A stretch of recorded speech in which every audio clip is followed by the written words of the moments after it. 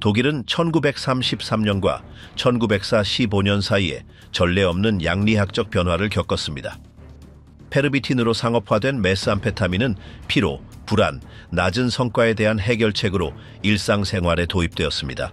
약국, 공장, 가정으로의 대량 유통은 권력에 의해 장려된 소비 문화의 시작을 알렸습니다. 1939년부터 군대는 이 약물을 전술계획에 통합하여 병사들이 며칠 동안 잠들지 않고 행군할 수 있게 했습니다. 동시에 히틀러의 측근들은 점점 더 공격적인 주사 루틴을 채택했습니다. 독재자는 그의 판단력을 흐리게 하고 그를 의존적으로 만든 화학 칵테일로 수년간 버텨왔습니다. 정권의 비밀 연구소에서는 DIX와 같은 극단적인가 개발되어 죄수들과 자살 특공대에게 실험되었습니다. 제3제국 전체의 구조는 각성제, 아편계 약물, 그리고 통제되지 않은 양리학적 실험의 직접적인 영향 아래에서 징역하고 저항하며 붕괴했습니다. 모든 권력이 약물의 영향 아래 있을 때 누가 결정을 내립니까? 1933년 새로운 정권이 독일에서 절대적인 통제권을 장악했습니다. 처음부터 그들의 공개 담론은 국민의 순수성에 대한 위협으로 간주하는 모든 것에 초점을 맞췄습니다.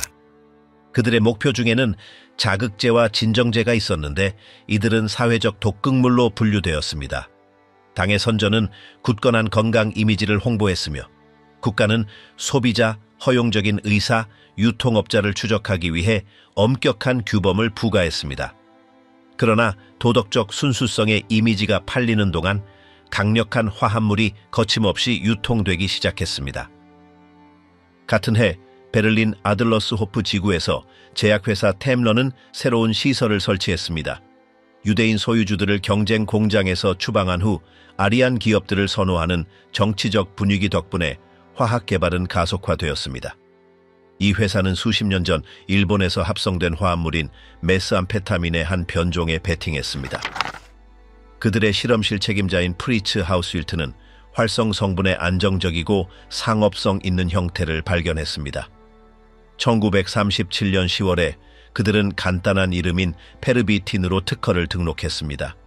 이 제품은 1938년에 유통되기 시작했습니다. 그것은 곡선 문자로 장식된 금속 상자에 담겨 있었고 3mg의 작은 알약들을 포함하고 있었습니다. 이 물질은 더 많은 에너지, 더 큰 정신적 명료함, 그리고 빠른 기분 회복을 약속했습니다. 그것은 신경계에 직접 작용하여 도파민과 노르아드레날린과 같은 신경 전달 물질을 활성화시켰습니다. 효과는 즉각적이었습니다. 행복감, 식욕 감소, 더 큰 신체 저항력, 그리고 지속적인 힘의 느낌. 수면을 없애는 능력은 성과에 집착하는 나라의 완벽한 해결책이 되었습니다. 출시 캠페인은 겸손하지 않았습니다. 미국 마케팅 전략에서 영감을 받아 템런은 신제품 광고로 전차, 버스, 도시 기둥을 뒤덮었습니다. 베를린의 모든 의사는 무료 샘플과 자신의 의견을 보내기 위한 우표가 붙은 카드를 동봉한 맞춤형 편지를 받았습니다. 며칠 만에 페르비틴은 모든 약국에서 처방전 없이 판매되었습니다. 국가는 이를 허용했을 뿐만 아니라 당시의 규제에 포함시키지 않음으로써 간접적으로 장려했습니다. 환영은 즉각적이었습니다. 학생들은 휴식 없이 시험에서 좋은 성적을 내기 위해 그것을 사용했습니다. 야간 근무 간호사들은 깨어있기 위해 그것에 의존했습니다. 전화교환원, 타자수, 공장 노동자들은 그것을 일상생활에 통합하기 시작했습니다. 그 판매는 나이나 직업에 제한되지 않았습니다. 심지어 제빵사와 배달원들도 작업 속도 향상을 보고했습니다. 페르비틴은 일상적인 물건이 되었습니다. 소비는 노동자 지구에서부터 장관 사무실까지 확대되었습니다. 의사들은 위험을 경고하기는커녕 그 확산에 협력했습니다. 일부는 피로, 경미한 우울증, 심지어 선교 감퇴를 치료하기 위해 그것을 처방했습니다. 무기력하거나 가사 노동으로 지친 여성들에게도 추천되었습니다. 많은 주부들은 활동성을 유지하기 위한 빠른 해결책으로 그것을 받아들였습니다. 일부 가정에서는 커피나 설탕 옆에 상자가 보관되었습니다. 템런은 심지어 봉봉 초콜릿 형태의 버전도 출시했습니다. 한 조각당 14mg을 포함하는 힐데브란트 초콜릿. 광고 슬로건은 직설적이었습니다. 힐데브란트 초콜릿, 언제나 즐거움. 각 상자는 며칠 만에 의존성을 유발할 수 있는 충분한 용량을 포함할 수 있었습니다. 제품의 수용은 정권의 직접적인 명령에서 비롯된 것이 아니었습니다. 그것은 생산성과 끊임없는 에너지를 요구하는 문화에 의해 동기부여된 대규모의 자발적인 수용이었습니다. 재생되고 활동적이며 집중된 국가의 신화는 페르비틴에서 이상적인 화학적 동맹을 찾았습니다. 소리 없이 메스암페타민의 소비는 새로운 질서의 생활 방식의 일부가 되었습니다. 정치적 환경은 이러한 역동성을 유리하게 만들었습니다. 독일은 이전 10년의 붕괴 이후 회복을 전 세계에 보여주려 했습니다. 고용률은 증가하고 있었고 공장은 가득 찼으며 선전은 깨어나 움직이는 나라를 보여주었습니다. 그러한 분위기에서 그 속도를 유지할 수 있게 해주는 어떤 도움이라도 환영받았습니다. 아무도 최고조로 기능해야 할 필요성을 의심하지 않았습니다. 그리고 아무도 부작용에 대해 묻지 않았습니다. 제약산업에게는 황금기였습니다. 머크, 바이엘, 베링거, 잉겔하임과 같은 회사들은 자극성 화합물 생산을 확대했습니다. 모르핀과 코카인 소비가 제한 조치로 인해 감소하는 동안 페르비틴과 같은 제품의 판매는 통제 불능으로 증가했습니다. 논리는 분명했습니다.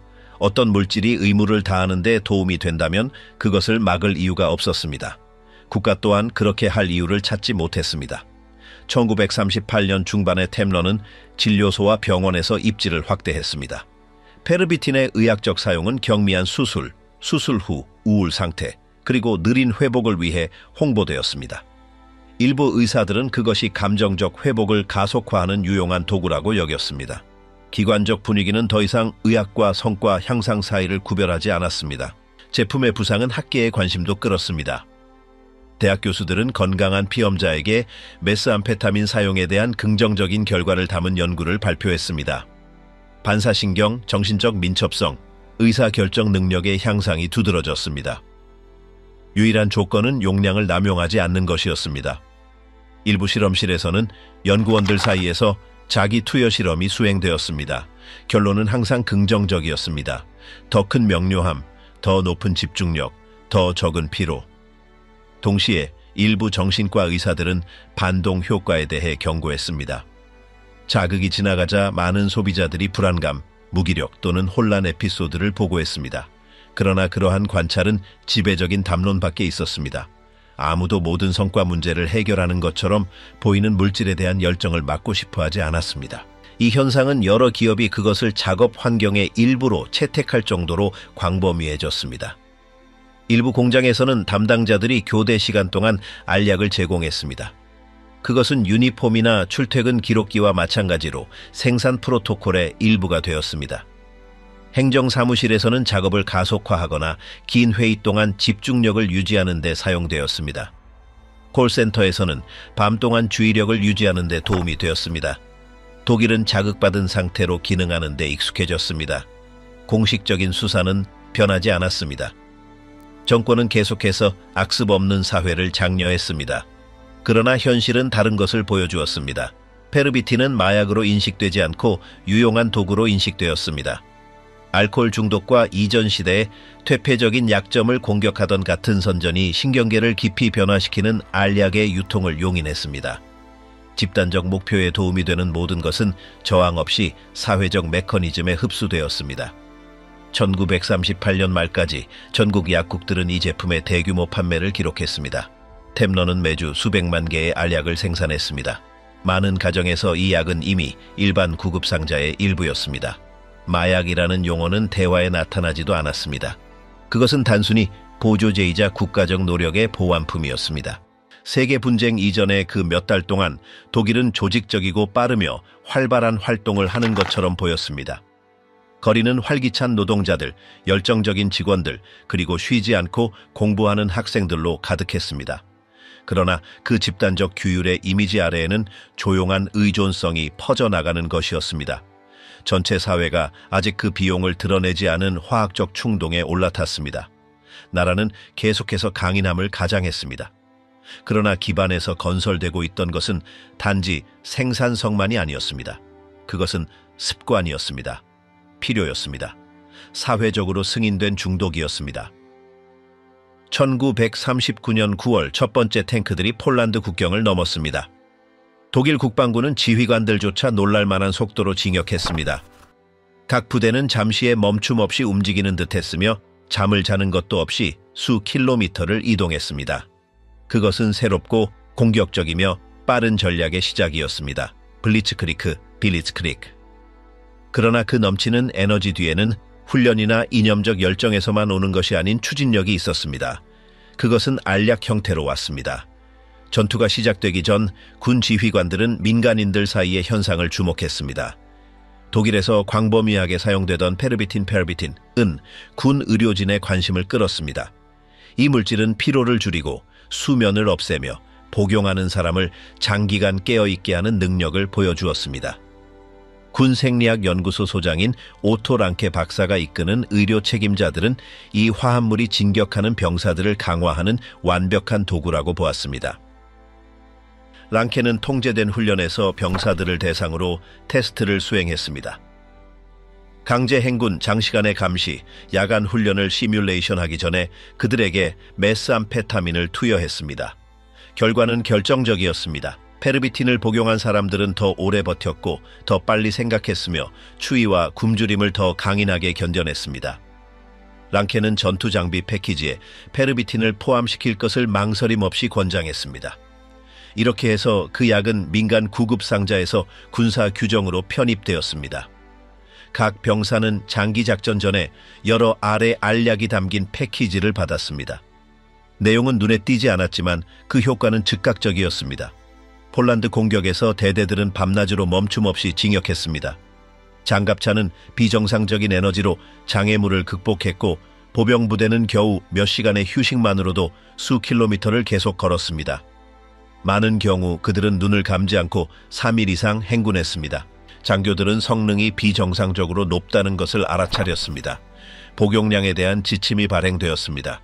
심한 피로 상태에서는 8시간마다 한 알의 알약, 권장사항에는 기본적인 경고가 동반되었지만 실제로는 많은 병사들이 복용량을 2배 또는 3배로 늘렸습니다. 무적의 느낌은 즉각적이었습니다. 어떤 이들은 그것을 섭취한 후 몸이 밤새 잠을 잔 것처럼 반응했다고 묘사했습니다. 전선에서 보낸 편지들은 그 현상을 확인시켜 주었습니다. 몇 년 후 노벨 문학상을 수상하게 될 젊은 포병 하인리히 벨은 부모님께 더 많은 알약을 요청하는 편지를 썼습니다. 그의 말에 따르면 그 제품은 야간 경계 근무 동안 깨어있게 하는 데 도움이 되었고 특히 폭격 중에 그 놀라운 서비스에 감사했습니다. 그는 마치 담배나 빵처럼 너무나 자연스럽게 더 보내달라고 요청했습니다.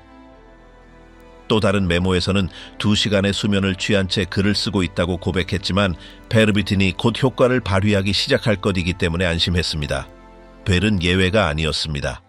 메스암페타민은 독일 병사들의 일상생활의 일부가 되었습니다. 서부 전선에서부터 후방 진지까지 수천 명의 남자들이 섬광 전략에 의해 부과된 속도를 유지하기 위해 알약에 의존했습니다. 1940년 프랑스 전역 동안 군대가 3,500만 개 이상의 알약을 배포한 것으로 추정되었습니다. 결과는 무자비한 공격이었습니다. 기계화 사단은 벨기에, 네덜란드, 룩셈부르크를 기록적인 시간 안에 횡단했습니다. 며칠 만에 프랑스 북부의 심장부에 도달했습니다. 피로는 병사들을 멈추게 하지 못했습니다. 그 약은 모든 피로의 흔적을 제거했습니다. 지휘관들은 사용이 절제되어야 한다고 계속 주장했지만 실제로는 처방된 것보다 더 많이 복용하는 것이 흔했습니다. 일부 전투원들은 닷새 연속 잠을 자지 않기 위해 알약을 사용했습니다. 그 결과는 곧 나타나기 시작했습니다. 메스암페타민 과다 복용은 떨림, 장기간의 불면증, 가벼운 환각, 그리고 공격성 에피소드를 유발했습니다. 일부 병사들은 여러 차례 사용 주기 후에 신경소외약을 겪었습니다.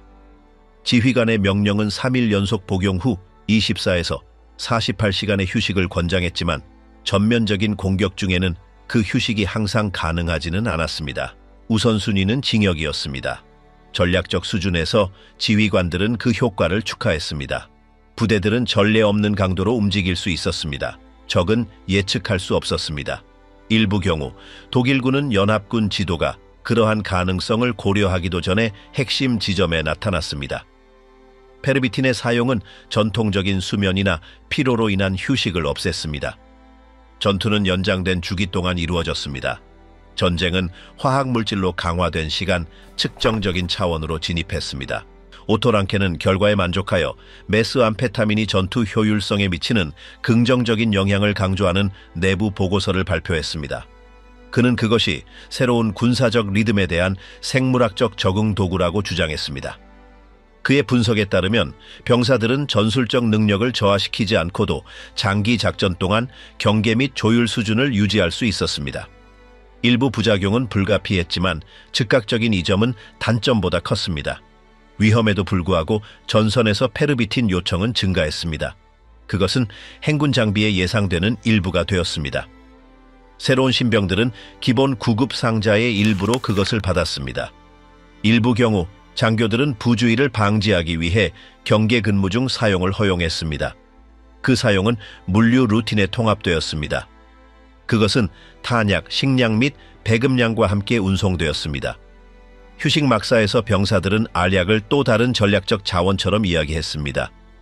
그들은 그것을 에너지 폭탄, 죽은 자를 깨우는 자 또는 단순히 충동이라고 불렀습니다. 어떤 이들은 담배, 커피 또는 사소한 호의와 약을 교환했습니다. 그 사용은 기술적으로는 통제되었지만 비공식적이고 규제되지 않게 되었습니다.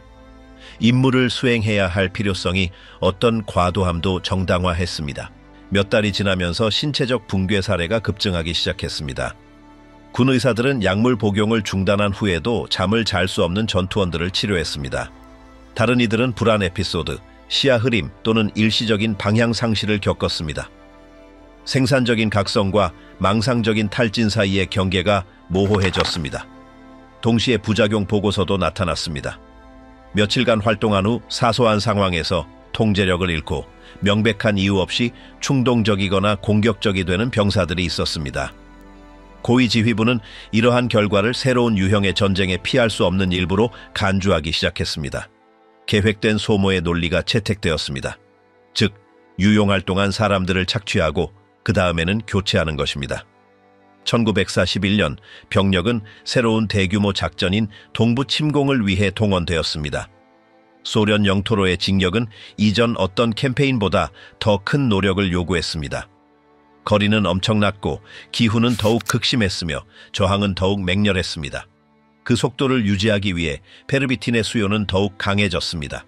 동부전선은 문제의 새로운 차원을 드러냈습니다. 우크라이나나 벨라루스를 통과하는 긴 행렬에서 병사들은 더 이상 지원용으로 그 물질을 복용하지 않았습니다. 그들은 서 있기 위해 그것에 의존했습니다. 비축량은 빠르게 고갈되었고 일부 경우 직접 전투 부대에 우선적으로 배급되었습니다. 의료 명령은 남용을 막으려 했지만 상황은 끊임없는 공급을 강요했습니다. 처음에는 위급한 순간에 예외적인 도움으로 제시되었던 약은 구조적인 필요성으로 변모했습니다. 그것 없이는 많은 부대들이 멈춰 섰습니다. 몸은 반응을 멈췄습니다. 자연적인 저항만으로는 더 이상 충분하지 않았습니다. 독일 군대는 인공적인 기반 위에 공격 능력을 구축했지만 그 기반은 균열되기 시작했습니다. 41년 겨울이 되자 동부 전선은 얼어붙었습니다. 소련의 저항, 영토의 광대함, 그리고 기온 하락은 진격을 늦추었습니다. 조건은 달랐습니다. 페르비틴은 열을 제공하지 않았습니다. 또한 굶주림을 치료하거나 손상된 근육을 재건하지도 못했습니다. 그것은 그저 지쳐가는, 점점 더 악화되는, 점점 더 부서지는 사람들을 깨어있게 할 뿐이었습니다. 그렇게 전쟁의 가장 빠른 단계는 끝났습니다.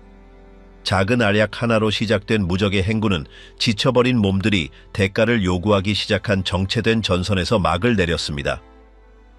1936년 봄, 한 통의 전화가 제3제국 지도층 의학의 방향을 바꾸었다. 베를린에서 주사 능력과 대안치료법으로 잘 알려진 개인의사 터도르 모렐 박사는 히틀러의 측근으로부터 연락을 받았다. 이는 평범한 소환이 아니었다. 당 지도부로부터 직접적인 지시가 내려와 정권의 공식 사진사인 하인리히 호프만을 치료하라는 임무였다. 모렐은 뮌헨으로 이동했다. 그는 환자를 신중하게 치료했고 그의 일반적인 방법으로 지속적인 요로 감염을 치료했으며 보상으로 호프만의 집에서 저녁 식사에 초대되었다. 그날 밤 식탁에는 총통 자신이 있었다. 만찬 중 히틀러는 모렐이 자신의 오랜 동료의 의학적 문제를 해결한 방식에 관심을 보였다. 그때 제국 지도자는 자신의 고통, 즉 위장 불편, 지속적인 복통, 복부 팽만 및 만성 피로에 대해 이야기했다. 모렐은 빠른 해결책을 제시하는 데 익숙했으므로 살아있는 장내 세균인 뮤타플로르에 기반한 치료법을 제안했다. 알프레드 니슬 박사가 개발한 이 제품은 발칸 캠페인에서 병에 걸리지 않고 견뎌낸 군인에게서 발견된 저항성 세균 균주로 구성되어 있었다. 히틀러는 시험해보기로 동의했다. 효과는 즉각적이었다. 그의 증상은 며칠 만에 완화되었다. 만족한 그는 모렐을 개인 주치의로 임명했다. 그때부터 모렐은 독재자의 사생활에서 핵심 인물이 되었다. 그는 비타민, 포도당, 광물 복합물 및 순환제 주사로 시작했다. 목표는 그를 활동적이고 깨어있고 기능적으로 유지하는 것이었다. 히틀러는 통상적인 치료법을 거부했다. 그는 검사를 피하고 자신을 만지는 것을 피했다. 그는 질문 없이 즉각적인 결과를 제공하는 해결책만을 받아들였다.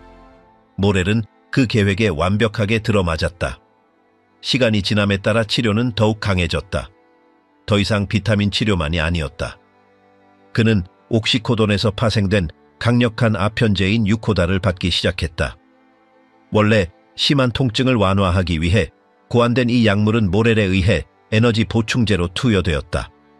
그는 또한 흥분제 칵테일인 비타멀틴을 도입했으며 때로는 코전망용 코카인 용액으로 세션을 강화했다. 각 주사는 다른 조합이었다. 매일 새로운 복용량이 필요했다. 신체적 변화는 곧 눈에 띄게 나타났다. 히틀러는 허약해 보이는 모습에서 인위적인 활력을 내뿜는 모습으로 변했다. 그는 더 빨리 말하고 초조하게 걷고 거칠게 반응했다. 어떤 사람들은 그가 평소보다 땀을 더 많이 흘린다는 것을 알아차렸다. 다른 사람들은 그의 왼손 떨림에 대해 언급했다. 그의 피부는 더 창백해졌고 목소리는 더 긴장되었다. 회의는 점점 더 예측 불가능해졌다. 그는 격앙된 순간과 긴 침묵 또는 충동적인 폭발을 번갈아 보였다. 주변 환경은 다양한 태도로 반응했다.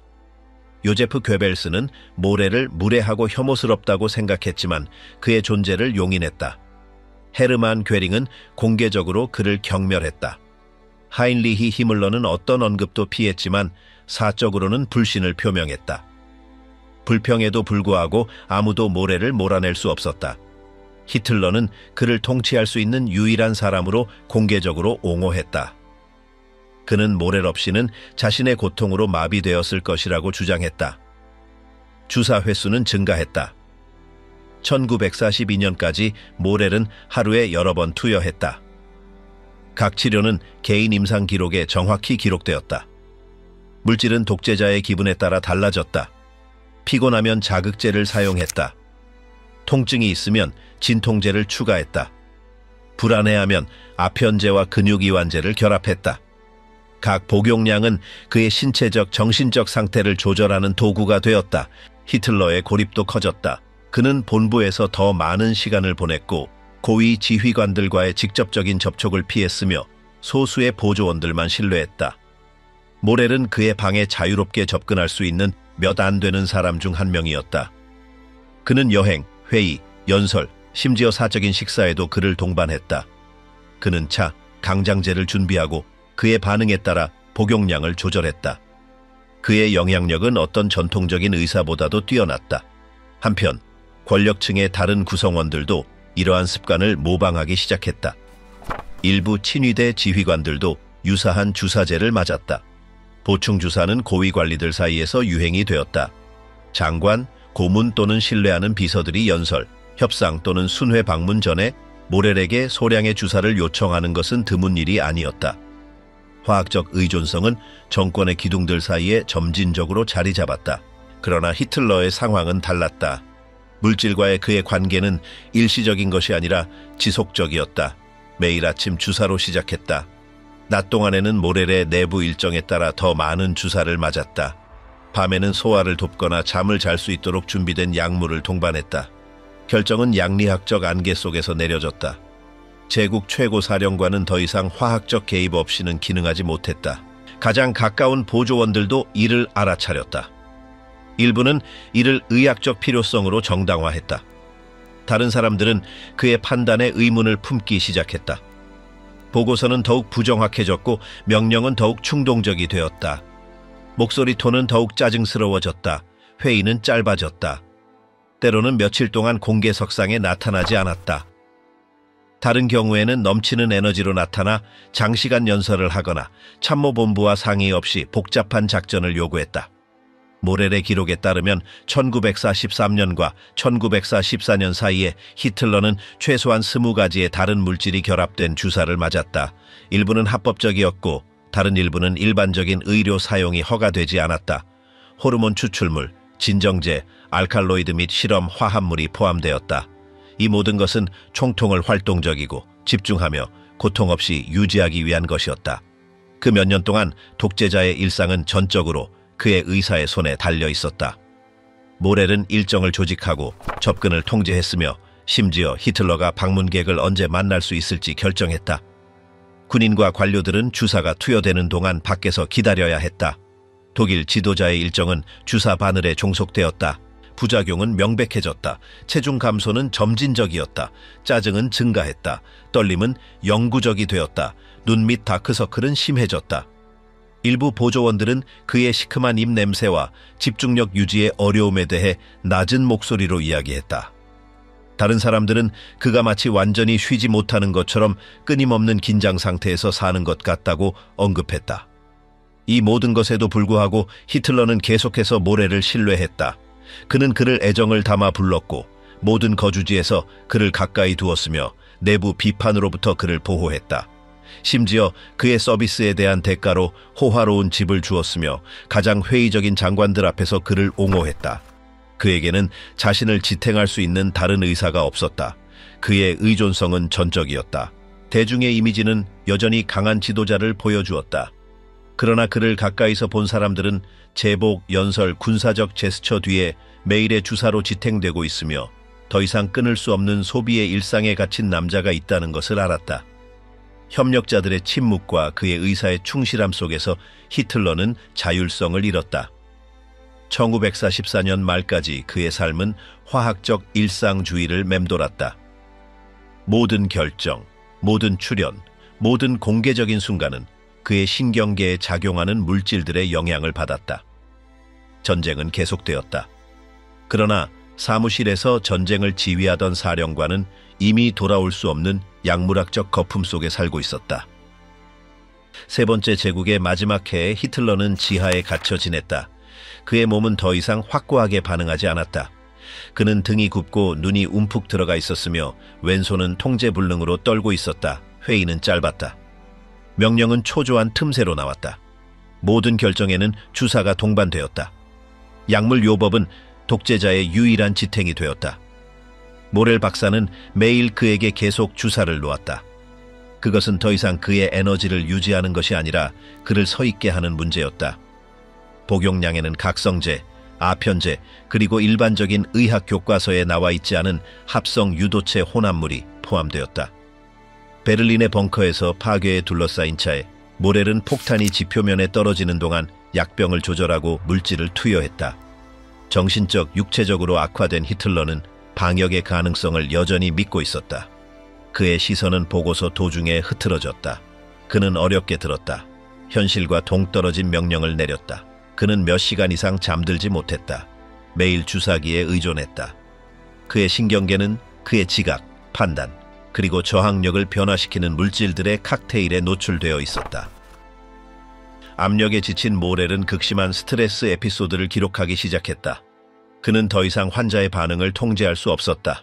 반응은 예측 불가능했다. 때로는 주사 후 히틀러는 몇 분 동안 힘을 되찾는 듯 보였다. 다른 경우에는 그는 절대적인 침묵 속에 머물렀다. 그는 몇 시간 동안 말을 하지 않는 날도 있었다. 그러다가 새벽에 회의를 요구하거나 장교들 앞에서 무질서한 연설을 했다. 한편 SS는 전선에서 주도권을 되찾기 위한 병행 프로젝트를 추진했다. 그중 하나는 D9 화합물의 개발이었다. 이 제형은 코카인, 모르핀, 메스암페타민을 결합한 것이었다. 그 목표는 고통을 견디고 피로를 무시하며 질문 없이 자살 임무를 수행할 수 있는 병사들을 만드는 것이었다. 첫 실험은 수용소에서 죄수들을 실험 대상으로 사용하여 이루어졌다. 이 화합물은 또한 사보타지, 저항 공격 및 야간 작전을 위해 선택된 특수부대에도 적용되었다.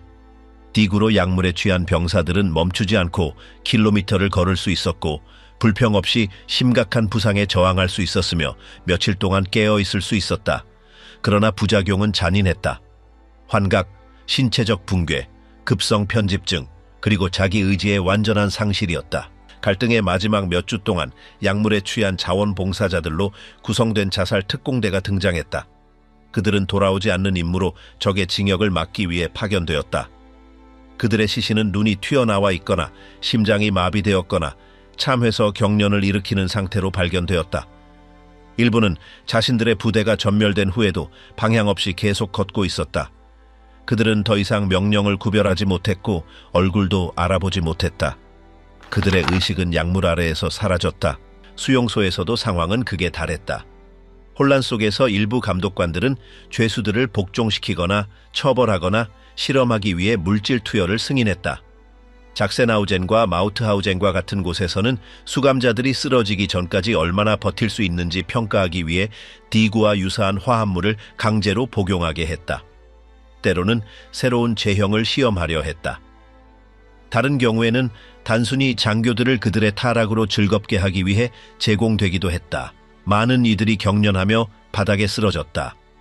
일부는 의식을 잃을 때까지 몇 시간 동안 원을 그리며 걸었다. 다른 이들은 자신의 이름을 모른 채 쓰러졌다. 실험을 지휘한 의사들은 각 반응을 쓸모없는 통계의 일부로 기록했다.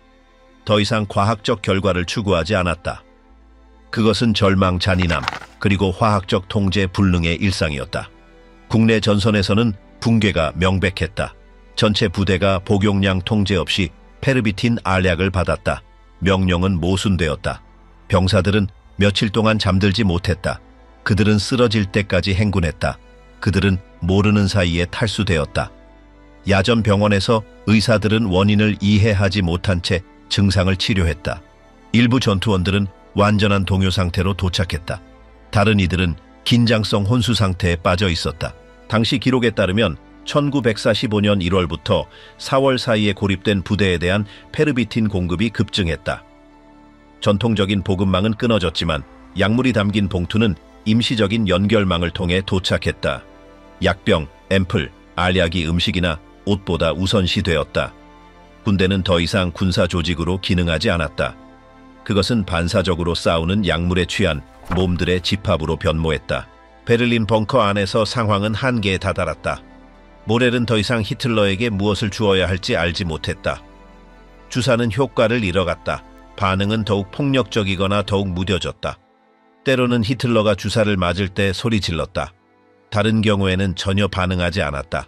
그는 몇 시간 동안 아무 말 없이 서서 허공을 응시하는 날도 있었다. 때로는 소리 높여 헛소리를 하며 더 이상 존재하지 않는 군대나 죽은 장군들을 언급했다. 벙커의 직원들은 영구적인 긴장 상태에서 살았다. 방들은 의료용 알코올, 땀, 그리고 습기 냄새가 났다. 목소리는 작았다. 아무도 얼마나 버틸 수 있을지 알지 못했다. 탈출 경로, 활동을 유지하기 위한 최소 용량, 그리고 더 이상 어떤 논리도 따르지 않는 결정들이 논의되었다. 일부 장교들은 진정하기 위해 모렐에게 주사를 요구했다. 다른 이들은 도피할 방법을 찾았다. 몇 시간 동안 침묵 속에 틀어박히는 사람도 있었다. 장면들은 터무니없었다.